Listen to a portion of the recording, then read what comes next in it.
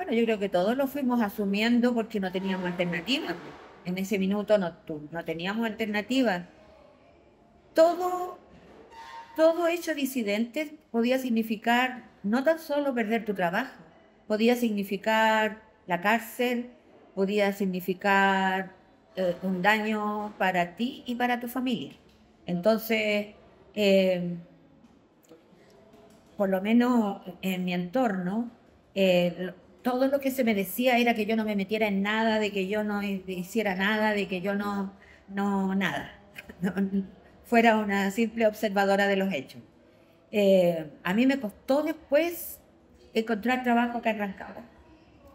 Eh, Encontré trabajo en Machalí, pero había un director provincial que me dio, Te le digamos, dio la cartilla. claro, me dijo que yo no esperaba que yo no estuviera metida en nada en Santiago, pero que acá en Rancagua yo no me metiera en ninguna cosa que no fuera a hacer clase, ¿ya?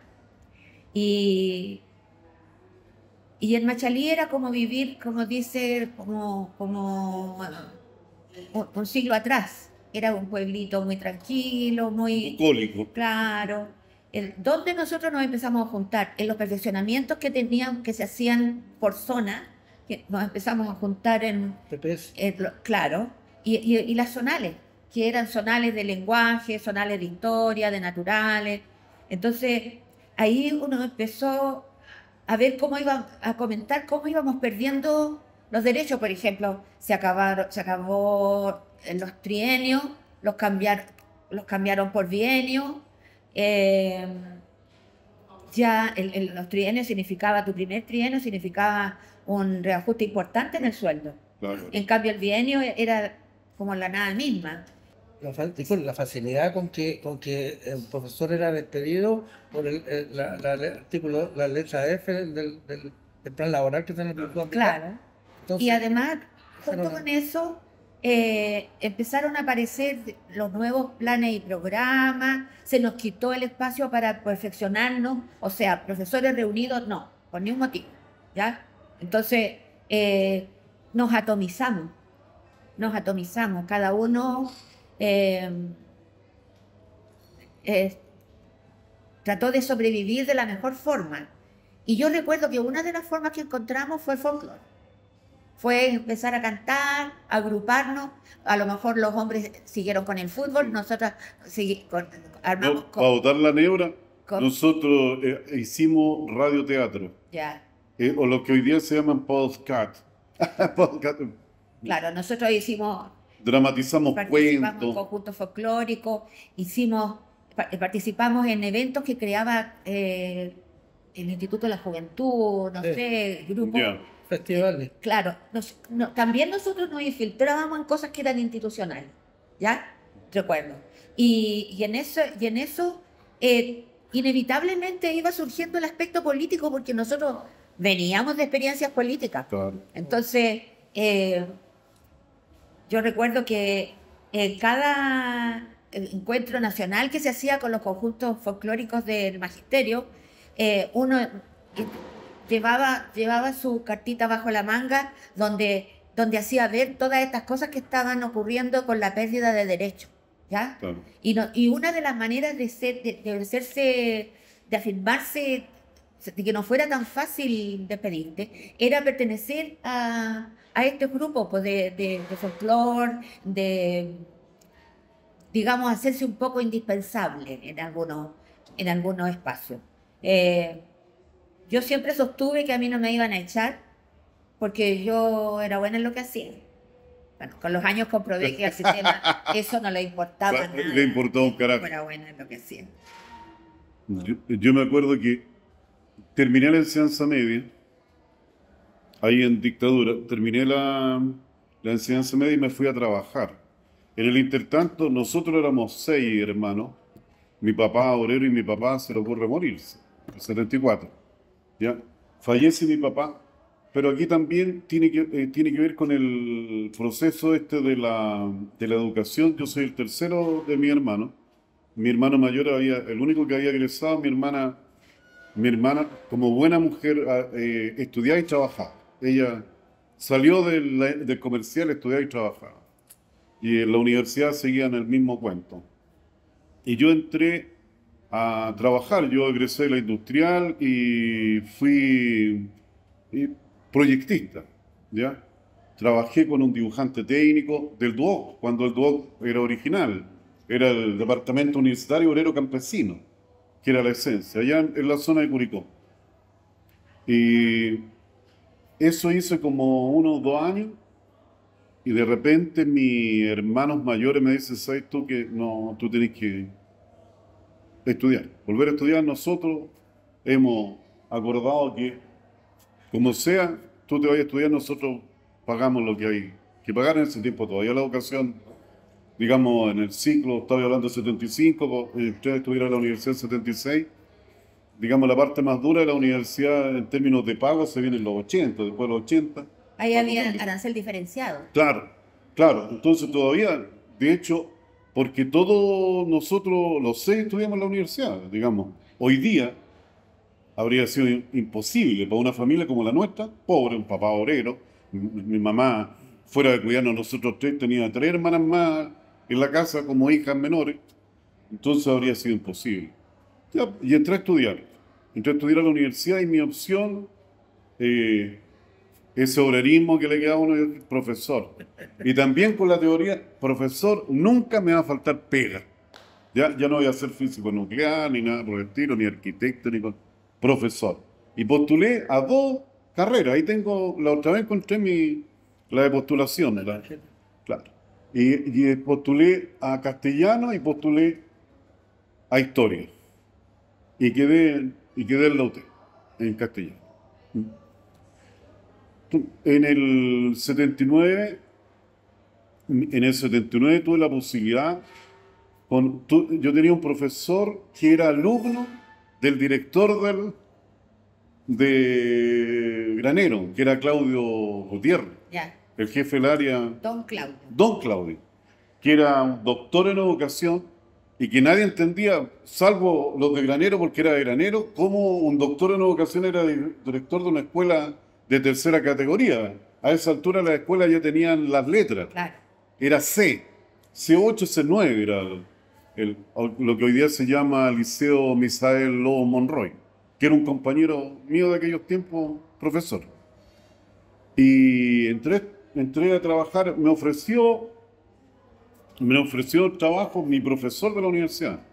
Me dijo, como Miguel, ¿te tincaría trabajar miren, en Granero? Necesitan, y está en tu camino.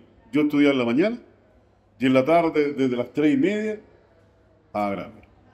Y en Granero me encontré con un fenómeno, porque Claudio Gutiérrez era un profesor, vivía en otra dimensión del tiempo y del espacio.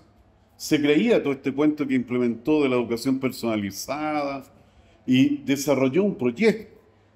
Y él todo lo resolvía, imagínate, en una brutal dictadura. Y en un cuento, él se creía este tema y todo lo resolvía conversando y todo tenía una solución educativa. Yo me acuerdo de haberlo visto a entrar a la sala donde estaba un alboroto, una pelotera, donde se tiraban poco menos que la silla los cabros. Y él se paraba y todo el mundo, 1, 2, 3 momias, y él, nada de que te vaya expulsado, él, bueno. Era como Humberto Maturana. Claro, él transmitió esa onda, ¿ya? Y el cambio fue tan brutal cuando llegó el nuevo director, porque a él ya lo obligaron a que viniera a la Seremi de Educación como jefe del área de educación. Fue tan brutal el cambio que hubo un grupo que se juramentó defender este proyecto educativo, ¿ya? El nuevo director era tan disímil, se le notaba tanto que era un milico, no solamente por los bototos, sino que, ¿sabes tú que pasó más de una semana y no se presentó? Llegó y estaba encerrado en la oficina. Y la curiosidad que mató a las colegas profesoras, no es posible, dijeron las mujeres, que no conozcamos quién es nuestro jefe. Y ellas tomaron la decisión de ir a golpear y presentarse. ante el director. Así era de disímil. Bueno, y ahí me recuerdo, Hito, ¿no es cierto? Uno tenía una mirada crítica, me acuerdo que leíamos todo lo alternativo era leer la revista Mensaje, ya estaba lo de la Vicaría de la Solidaridad, ya tenía una publicación, leíamos entre líneas cualquier cosa que dijera en contra de la dictadura, la revista Ercilla, que era demócrata cristiana, escuchar la cooperativa, ya, todo ese tipo de cosas eran, y conversar con algunos colegas que eran de confianza, hablar todo este tema educacional. Mira, el alcance que hay que hacer ahí es el siguiente.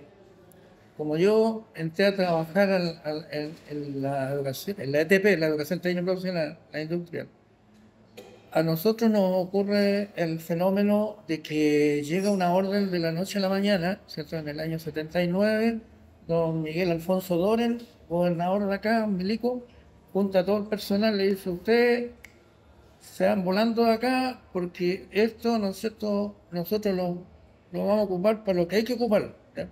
Aquí se viene, ¿no es cierto?, el regimiento De aviación, ¿cierto? ¿Ya? del ejército. Hay que implicar el detalle, yo no sé si tú ubicas geográficamente lo que era en Baquedano al fondo la industrial. Ya. La Fanaero, en tiempos de democracia, Alexandre. ¿cierto? Época Alexandre. Claro. Antes de eso, la Corfo, entre sus planes que tenía, era la Fábrica Nacional de Aeronáutica instalada acá en Rancagua. Y se hicieron unos hangares, etcétera, todo para eso.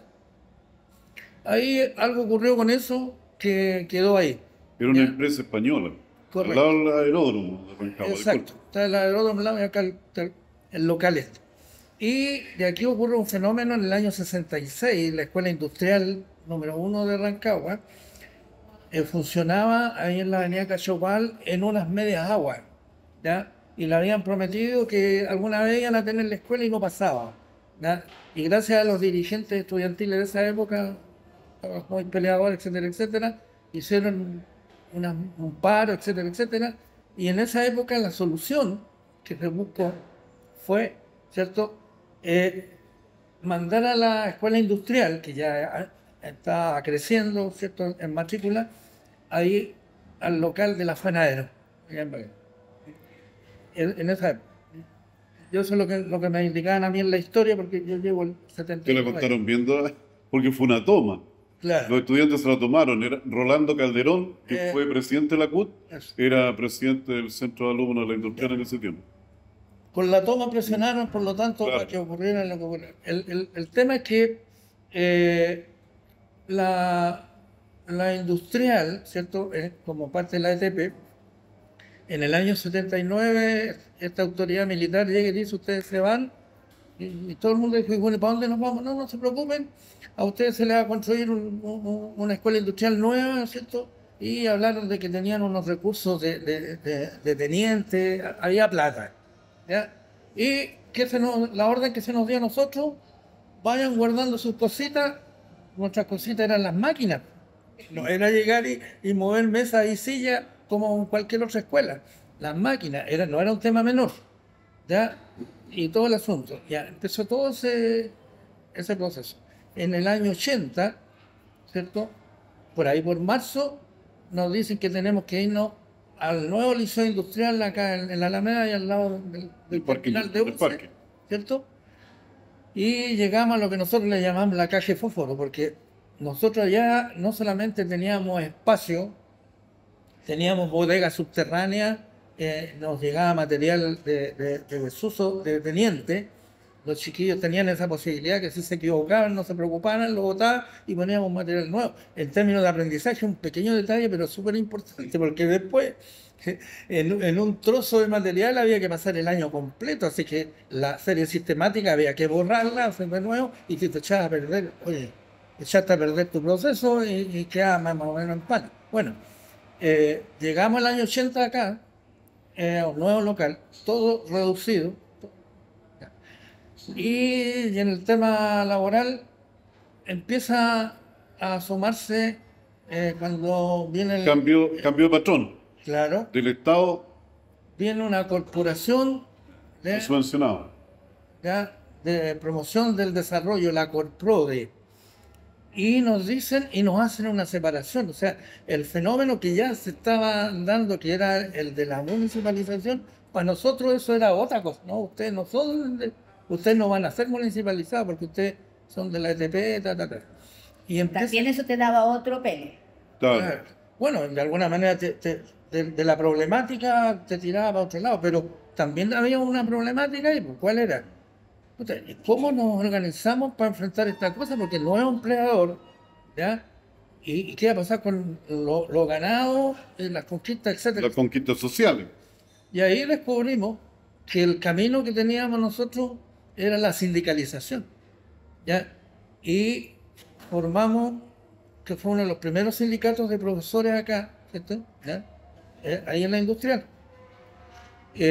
Pero algunos que estábamos ya metidos, ¿cierto? No solamente que fuimos a las elecciones y éramos dirigentes del sindicato, nos dimos cuenta que el tema no era solamente un tema que le estaba pasando cómo cuidábamos nuestros derechos de los industriales, sino que estaba pasando con todos los profesores.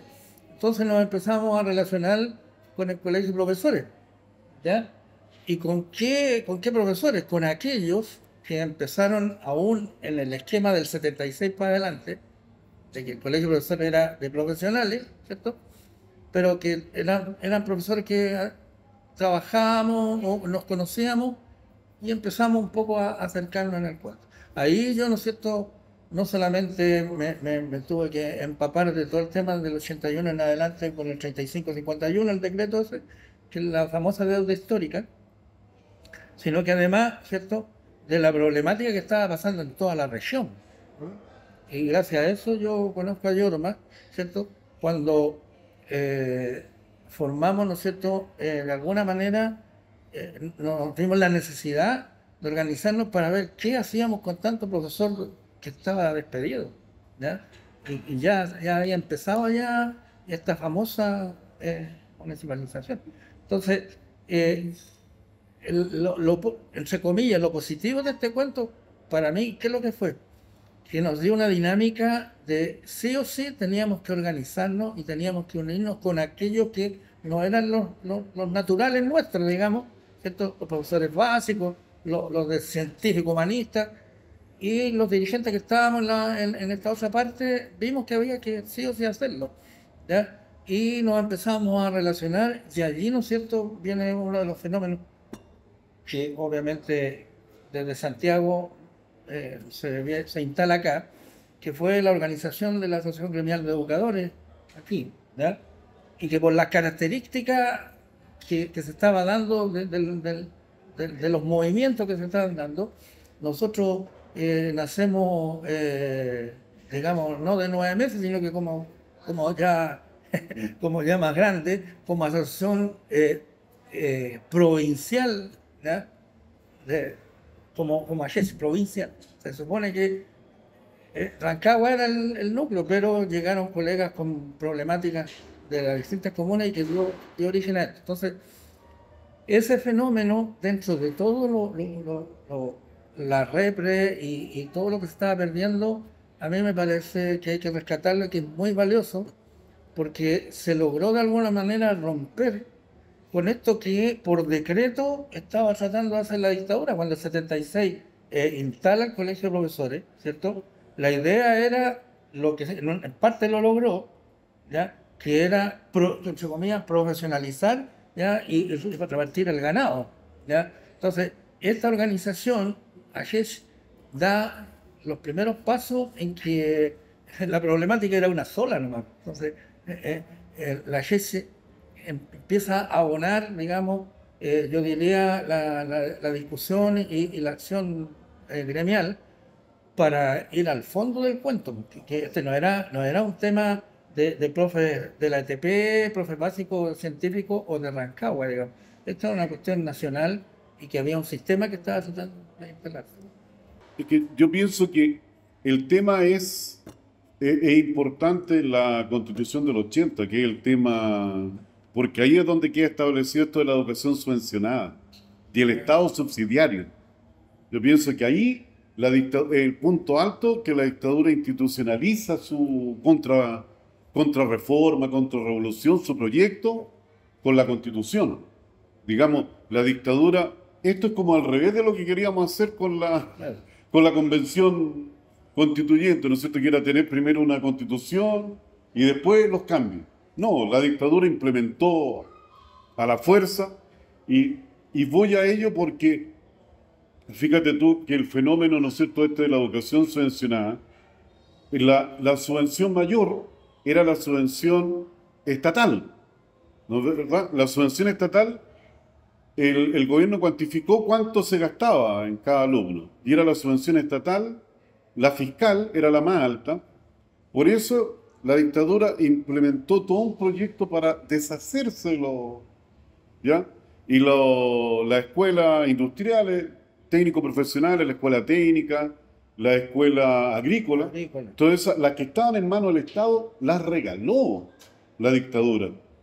Así como INACAP, por ejemplo, que también era del Estado, en la escuela industrial donde yo estudié, ¿no es cierto?, está en manos de la Cámara China de la Construcción. ¿Ya? Se la regaló y fue tan descarado, yo me acuerdo que esto lo vimos nosotros en los primeros tiempos de la GES, que la dictadura recibió, esa educación recibió préstamos del BID, préstamos internacionales, y todo eso se lo regaló ya la escuela agrícola recibieron dinero de afuera del BID, de todos los bancos afuera, te regalo ¿ya? Entonces, y esa subvención, la subvención más baja que había era la de la técnico profesional, ¿ya?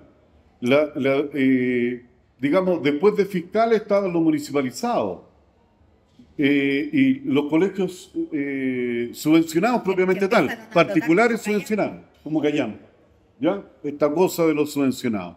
Digamos, y ahí se metió eso y se metió ese dicho en todos lados, digamos, y de ahí viene el cuento y viene esta cosa de la supuesta libertad de la educación, ¿no es cierto? La Constitución del 80 garantiza la libertad de educación, y comienza todo este tema de la subvención. La subvención, y eso, digamos, por ejemplo, en estadísticas frías, ¿no es cierto? Por ahí lo leí en la página del Ministerio de Giorgio, del ex ministro, ¿ya?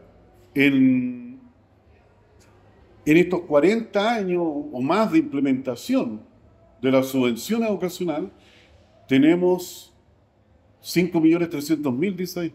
No es un número que... 5.300.000 mayores de 18 años que no han terminado la enseñanza media. Es decir, somos un país de ignorantes, porque digamos, uno de los fenómenos chinos, ¿no es cierto?, que uno puede cuestionar lo que quiera, es que los chinos cuando dijeron, si queremos pegarnos el truco de ser un país desarrollado, ellos le llaman socialista de libre mercado, como quieren llamarle, ¿no es cierto?, es la educación. Digamos, para cualquier cambio, toda esta cosa que no tenemos ninguna posibilidad con el litio, con el cobre, nosotros somos zona minera, entre comillas, aunque no tengamos royalty, ¿no es cierto?, esta cosa de no construir ni siquiera aquí ni un alambre de producir nada. El litio, si no tenemos educación, estamos sonados, y con la cantidad de información y conocimiento que hay, no tenemos ni una posibilidad de desarrollo. Por eso es importante el tema educacional, y como te digo, y se ha puesto en el imaginario este tema de la libertad de educación y tanto el tema de la libertad de educación, ¿no es cierto?, como la educación subvencionada, ¿no? Si no es tan malo. Nosotros, estando en la GES, me recuerdo que recibimos la denuncia, cada uno con su negocio. Esta es una historia muy buena, pero yo voy a contar la parte legal, ¿no? Ya, una vez a Alfonso Ábalos, no sé si te acuerdas de Alfonso Ábalos, éramos dirigentes, ¿te acuerdas?, en aquel tiempo de la GES, un profesor rural de Coltauco. Coltauco es rural por todos lados, po. La escuela tiene muchas localidades, Parral de Curén, una escuela, ese es el centro de él. Él denunció al poco andar de la educación municipalizada, que ya el alcalde se metía en el, ¿no es cierto?, se nombraba un jefe del DAM o DAE, ¿no es cierto?, de educación municipalizada, y ya el alcalde le pedía certificado de egreso de enseñanza básica a personas que nunca lo habían... Ya se comenzó a falsificar eso, comenzó esa máquina ahí, con la subvención, y alterar la asistencia. Y hasta el equipo de fútbol de las comunas Claro. estaba en la planilla de las subvenciones, del pago de las subvenciones. Ya. Ahí hay un fenómeno, búscalo en CIPER, si aparece por ahí, el de la Filomena Narváez, ¿te acuerdas que lo anunciamos? Ella se compró una isla. Ella tenía un equipo en fórmula no sé cuánto. Filomena Narváez era de las escuelas industriales Lautaro, Sí, la escuela, sí. y una universidad inclusive era dueña. Los hijos estaban peleando la herencia, pero ella era dueña de una universidad, y a partir tú ibas a esas industriales y llorabas. El Vladimir el Flaco trabajó en una de esas, llorabas de lo pobre. Si tu industrial era pobre, tú sentías que tu colegio era...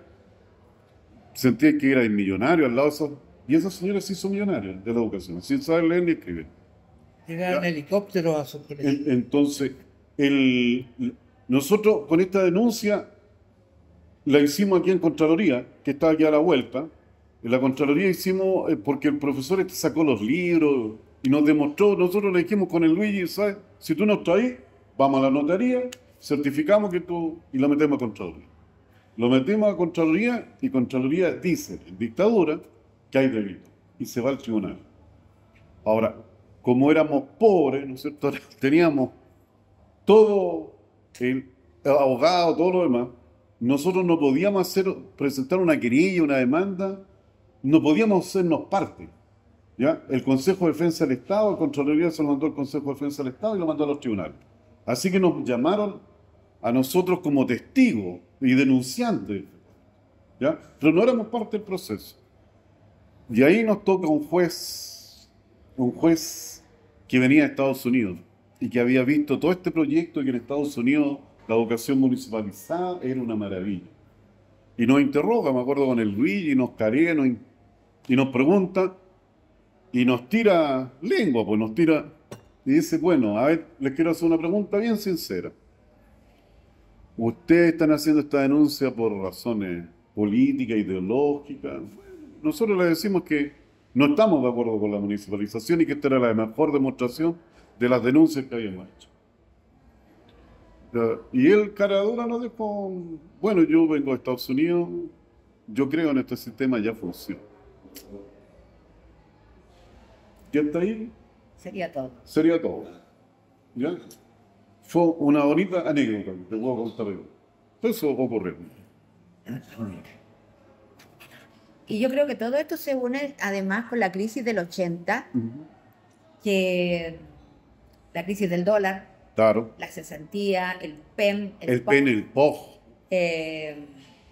Los estudiantes llegaban a la escuela con hambre y había mucho piojo, sarna. Pero, y que te decían, ¿para qué estudio? Si tengo un hermano que ingeniero, está en la casa, no tiene pega, está en el POG.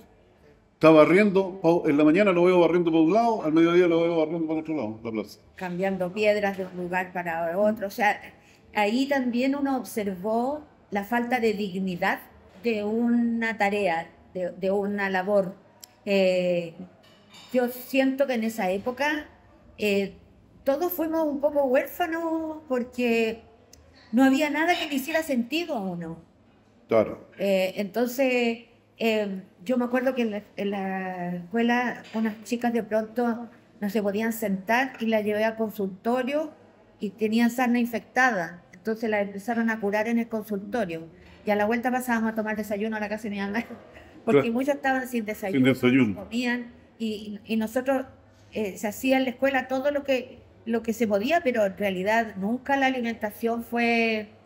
llegaba en tarro, ¿te acuerdas? En Claro. ese tiempo llegaban en tarro, mala la comida. Entonces, yo como venía del mundo de la educación normalista, a mí se me perdía un chiquillo, no venía a clase, yo iba a la casa a ver por qué no venía. cuestión que hoy día no ocurre.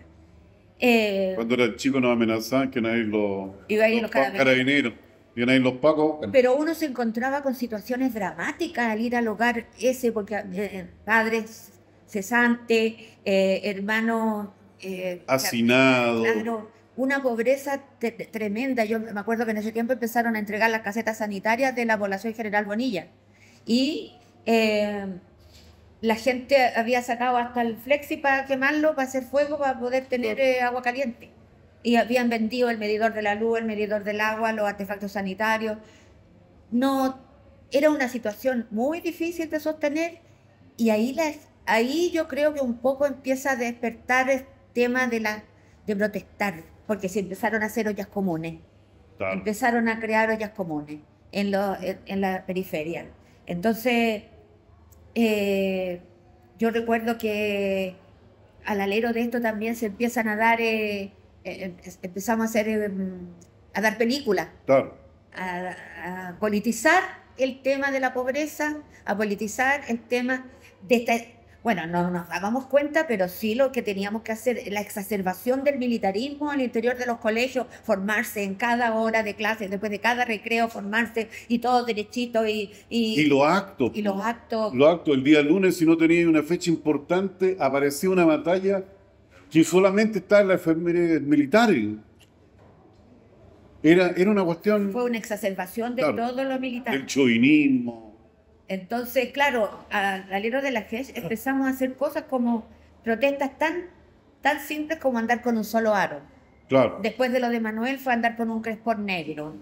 Pero todo esto la autoridad lo fue tomando, hasta que viene esta gran ola de despido en el año 87, que es lo que cambió la fisonomía del profesorado aquí en Rancagua, porque yo recuerdo que ahí llegamos al colegio profe y empezamos a armar olla común en el colegio profe, pero de esos profesores despedidos, son muy pocos los que se quedaron en la comuna y los que fuimos recontratados, yo no tengo noticia, aparte de Lugo Lillo y yo, Claro.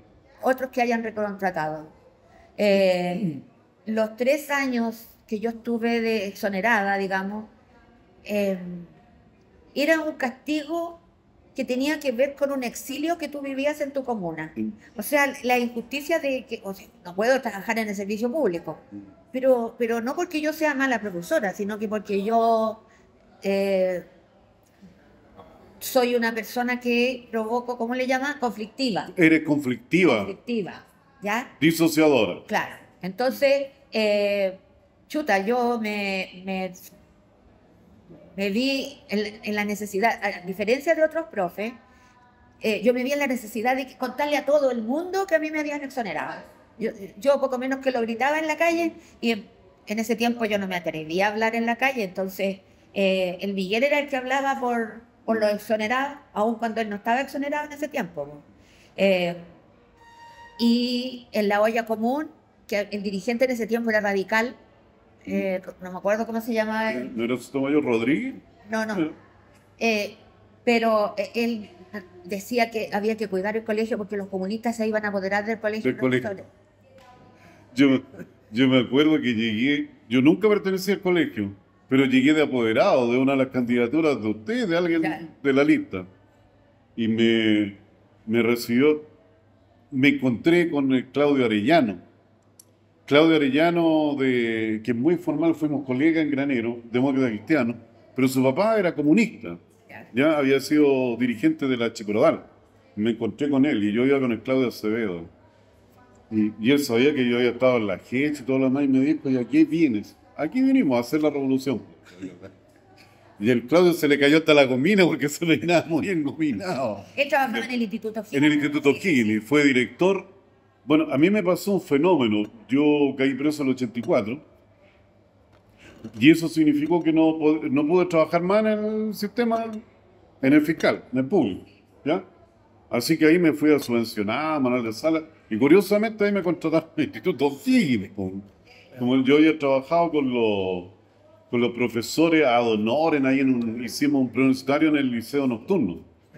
Así que ahí entre Álvarez, Moreno y todos A la primera oportunidad me metieron al Instituto O'Higgins a trabajar. Y ahí trabajé en el Instituto O'Higgins, el Lucha Goni me llevaba a la IEP, al John Kennedy, trabajé a partir de ahí, pero necesario, todos los sindicatos, por la NICSA me llevó al suelo y mina allá abajo, el Fernanda acá en el profesional, ¿cómo se llama? Que se nos fue ahora el Rolo al Caletones. Al final terminé trabajando, tenía más pega que cuando estaba en el sistema. Mira, Más pituto. yo conocí cuando me exoneraron el mundo particular subvencionado y vi cómo el director lucraba y cómo el director cometía Todos los delitos de dolo, dolo ahí. Nos hacían poner la asistencia con lápiz de grafito y después ellos la ponían con lápiz de pasta en la oficina. Eh, los supervisores llegaban hasta la puerta porque ahí había un contubernio entre el director Claro. y los que llegaban de parte del ministerio. Fíjate que a mí una de las cuestiones que me llamó la atención del trabajar en los maristas, en el instituto, fue que tu pega, tu carga y el compromiso educacional y todo lo demás era en la educación pública. A mí, cuando llegué a hacer clase, con suerte me pasaron un temario. Y yo dije, ¿y la planificación, los objetivos, las metas? Y la pedagogía la hacía el inspector general, el pelado Pino. Y yo le pregunté por curiosidad, ¿y usted, sabiendo que era yo y todo lo demás, porque me pidió un certificado antecedente, todo aquello, dije, ¿por qué me contrataron? Porque usted tiene manejo de la gente, po. O sea, el profesor sabe, y usted tiene control, y a nosotros aquí lo que nos interesa es disciplina, manejar. Y tampoco, pero el proyecto educativo, la educación personalizada, las winchas. La sala del instituto era más ancha, digamos, donde se podía hacer este famoso proyecto de la dictadura de educación personalizada, era en esos colegios, Claro. que son escuelas de cuadro de la burguesía, para nosotros, con nuestra mentalidad materialista. Y a los cabros les pedía yo un libro, un día, yo, profesor, que tenía esa entretenida clase, el mío Cid, todo lo demás, los cabros les pedía yo el libro un día, y al otro día te decía, profesor, ¿cuándo nos va a tomar la prueba? Ya lo leímos. Ya, a diferencia del colegio, pero no había mayor exigencia. Después en el tiempo, digamos, la Sereni exigió más, pero no había como te digo, un temario. Y la pedagogía la hacía la pedagogía y la disciplina la hacía el inspector general. Claro. Ujú. En el año 88, cuando estaba preso Miguel, él era dirigente de Machalí, De nuevo el último peliento, po. el último peliento que cayó preso, creo yo. Del último no, del no. Del A día no. del no. No. A día del no, en víspera del no. Sí. Sí. Mm. Y habían elecciones del colegio en el 89.